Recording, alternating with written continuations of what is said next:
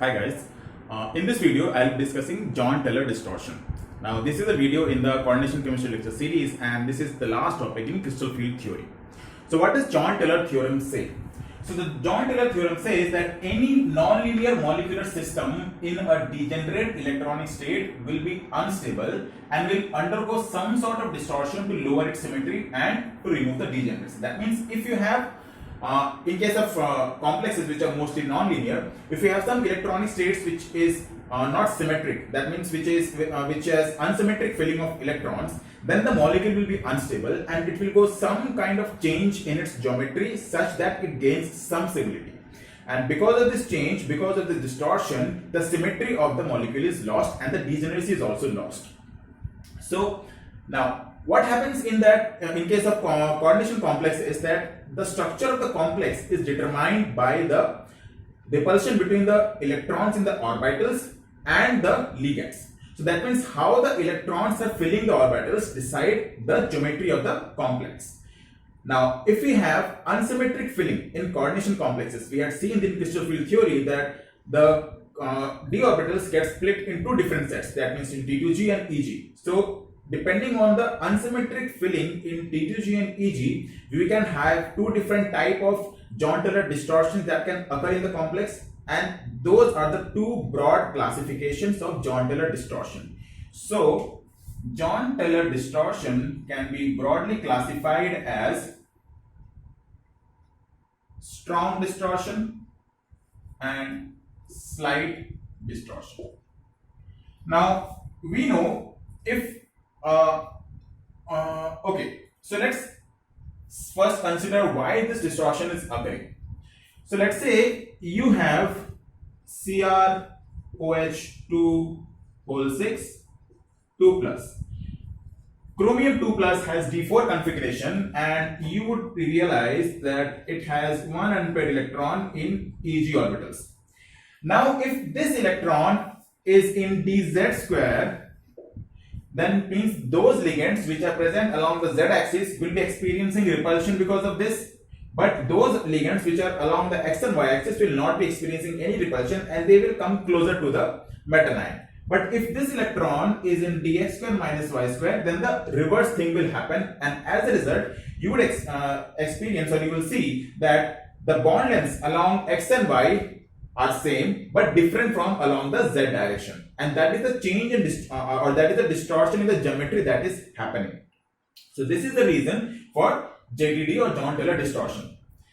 Now for strong distortions, most of the strong distortions will happen when the ligands are facing the electrons head on. That means the electron has to be present in the EG orbitals. We had seen that EG orbitals are facing the ligands head on. That means they are facing the ligands more closely. So any unsymmetric filling in EG orbitals will cause this kind of or a strong distortion.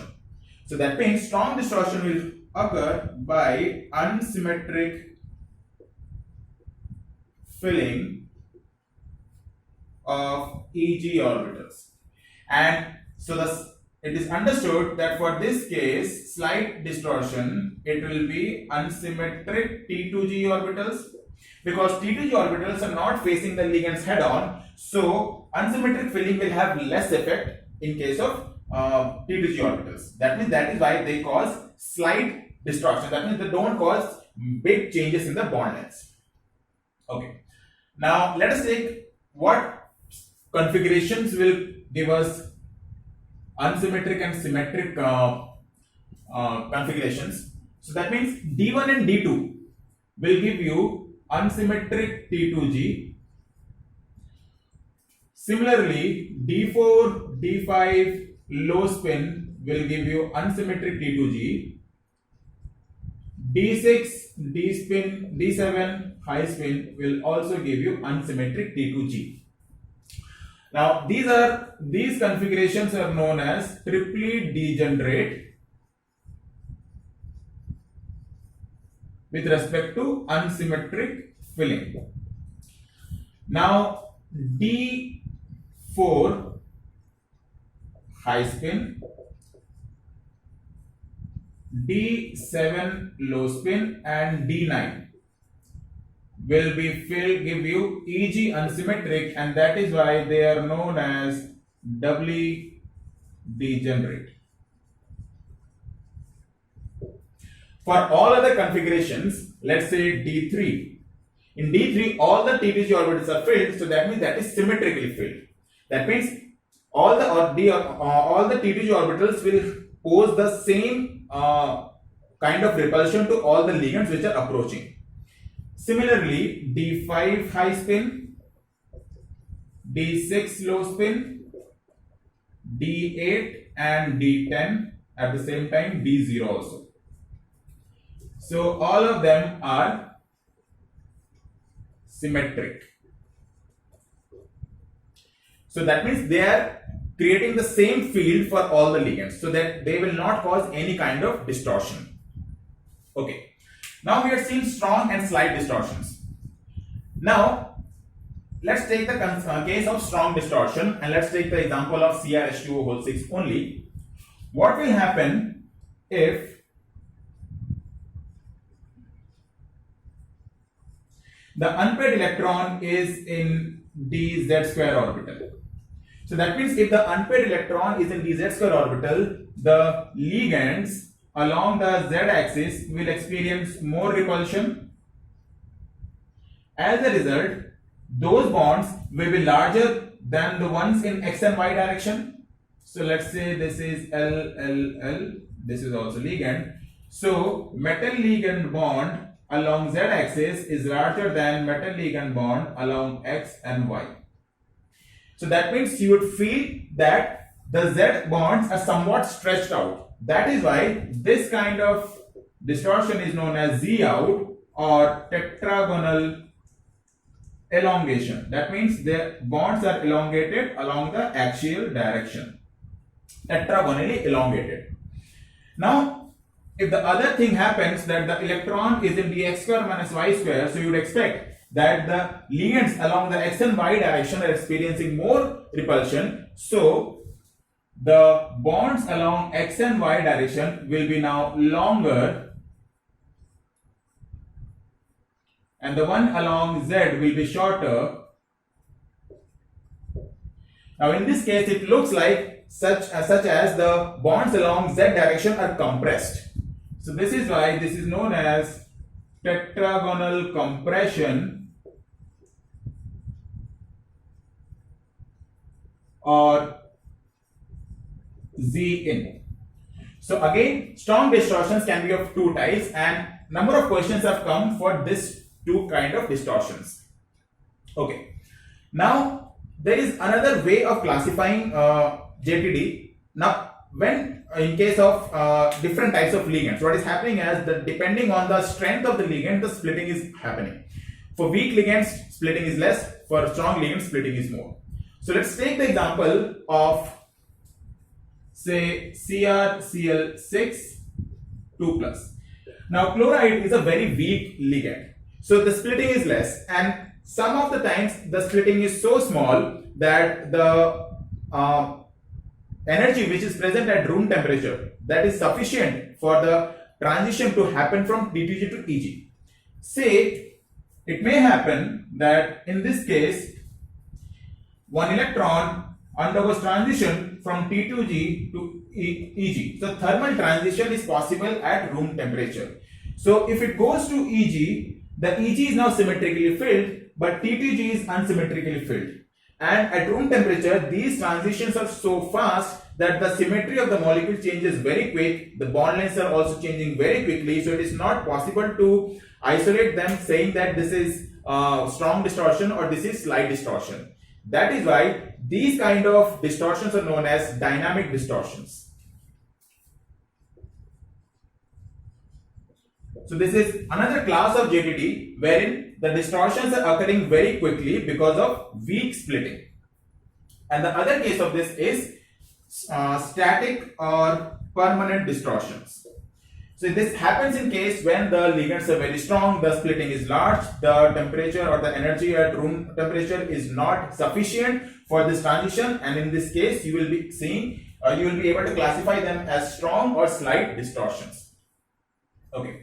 So I guess this is all the introduction that is needed for Jahn-Teller distortion. We'll now directly start solving the questions and also come across how to approach the questions. And a very good question came in the last NET December 2019, which has a little bit application of ESR spectra also. We'll start with that. So the December 2019 question says that for an octaedral copper 2 complex. Now copper 2 complex is D9 configuration, which should look something like this. Okay. Depicting axial EPR spectrum, and the EPR data is given as G parallel greater than G perpendicular. The geometry of copper 2 plus and the orbital containing the unpaired electron respectively are. Okay. Now, in case of EPR spectrum, G value is the position of signal. Now, for those complexes which has perfect geometry, that means it has symmetric filling of all the orbitals. In those cases, the G value along G, that means along X, Y, and Z directions are all same. But for all those complexes which are not having symmetric filling of all the orbitals, these get split into Gz and Gx equals to Gy.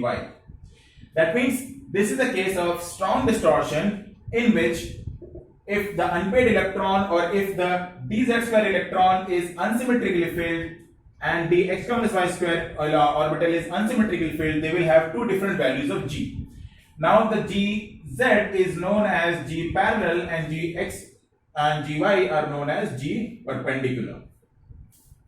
Now the idea is that the orbital containing unsymmetric filling will have lower G value. Okay, so that means in this question, if G perpendicular is lower, that means Gx and Gy is lower. That means the unpaired electron is in the x square minus y square. That means the x minus y square is unsymmetrically filled. So that means this has to be Gx, the x minus y square, and this has to be dx square. Now that this means that the ligands along x and y directions are facing repulsion by only one electron, but the ligand along z direction are facing repulsion by two electrons, and repulsion along two electrons will be stronger. As a result, the bonds along z direction will be longer, which is the case of Z out or tetragonal elongation, which is given in option number 1. Okay. So there was another question in December 2018, and the question says the correct set of electronic configurations for metal ions in octahedral geometry for strong Jahn-Teller distortion. Now we know for strong Jahn-Teller distortions, Eg has to be unsymmetrically filled. If you look at options number B, C, and D, they all have at least one electronic configuration with asymmetric T2G, like T2G1, T2G3, and T2G3. But in case of option A, T2G6, Eg1, that means only Eg is unsymmetrically filled. T2G3, Eg1, again Eg is unsymmetrically filled. T2G6, Eg3, the same, Eg is only unsymmetrically filled. So the correct answer for this is option number A. Okay, so the next question we have is from NET December 2015, and the question says the correct statement for MnO bond lengths in MnH2O whole 6 2 plus. Now this has D5 configuration, and if you look at the electronic configuration, it has all the orbitals are filled. That means this is the case of symmetric filling, and in this case there will be no distortion. So the correct statement should be all bonds are equal, which is option number A. Okay. The next question is from June 2014, and the question says identify the correct statement about, you have been given two complexes NiH2O whole 6 2 plus, and copper H2O whole 6 2 plus. Now Ni has D8 configuration and copper 2 plus has D9. Ni will have T2G6 Eg2 and this will have T2G6 Eg3. T2G is completely filled, Eg is symmetrically filled. That means it has both the orbitals filled with 1 electron each, but in case of copper 2 plus, it has Eg unsymmetrically filled. So that means this will have JT distortion, this will have no JT distortion. So the statements are all nickel and copper, all nickel oxygen and copper oxygen bond lengths are equal, which is wrong. All nickel oxygen equatorial and copper oxygen equatorial bonds are equal, which is also wrong. All nickel oxygen bond lengths are equal, whereas copper oxygen equatorial bonds are shorter than copper oxygen axial bonds, which is true. So the correct answer is C, because there is no distortion in nickel complex, whereas distortion is copper complex. Okay. So the next question we have is from December 2015. Sorry, 13. The question says compounds K2BaCuNO2 whole 6. So the complex is CuNO2 whole 6 and it should carry a charge of minus 3. Okay, minus 4. Okay. And the other is CS2Ba.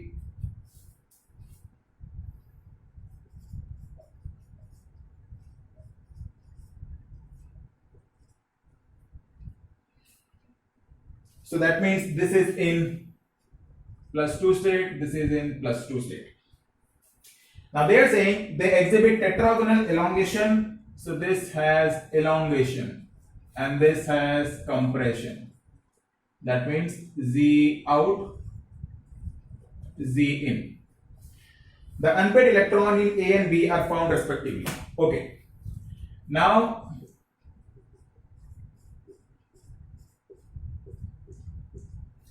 in case of copper, the unpaired electron will be along that axis which has shorter bond length. Why? Because in that case, the ligands will be facing repulsion by only 1 electron. So if this is the case of Z out, that means this has to be dz square, 2 electrons has to be in dz square orbital, and if this is the case of Z in, that means this has to be dz square now, because along z axis ligands are experiencing less repulsion. That means for this case the unpaired electron is in dx square minus y square, but in this case the unpaired electron is along dz square. So this is given in option number B. Okay. So the next question we have is from December 2012. The question says in the solid state the CuCl5 3 minus, that means this is in +2 state, has 2 types of bond. So this is a TBP structure, if I am not wrong. Okay. Now in this case there are 2 types of bond. Now copper is in D9 state. Now